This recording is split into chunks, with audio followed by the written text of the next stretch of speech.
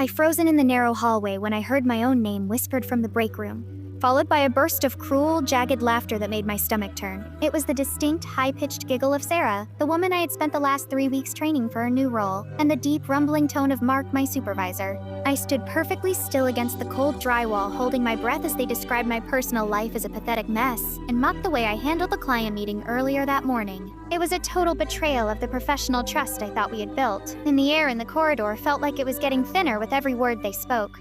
I have been at this firm for nearly 6 years, and I always considered myself a quiet but reliable part of the team. Sarah joined us last month, and because she seemed overwhelmed, I went out of my way to help her, even staying late to fix her spreadsheet so she wouldn't get in trouble with the higher-ups. Mark had always been a bit distant, but I assumed he respected the hard work I put in day after day without complaining. Hearing them now, it was clear that my kindness was being viewed as a weakness they could exploit for their own entertainment. They weren't just talking about my work. They were dissecting my clothes, my voice, and the fact that I usually eat lunch alone at my desk. Sarah said something about how easy it was to get me to do her boring filing work just by acting a little confused. Mark laughed and replied that he didn't mind as long as the work got done, even if it meant letting me drown in extra tasks while she took the credit during the morning briefs.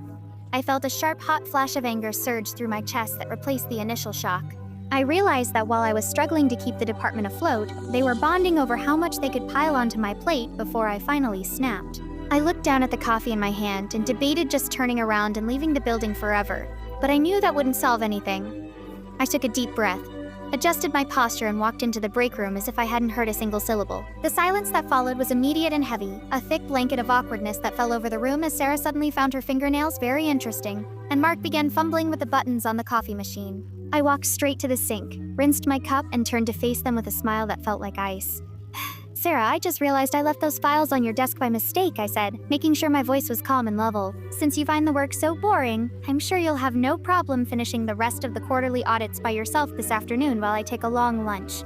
Mark tried to say something about the deadline, but I held up my hand and cut him off before he could start making excuses. "I also think it's time we talk to HR about the distribution of labor in this office," I added, looking him directly in the eyes until he blinked and looked away at the floor. The power dynamic in the room shifted so fast I could almost hear it. Sarah looked like she wanted to disappear into the tiles, and Mark's face turned a deep bruising shade of red.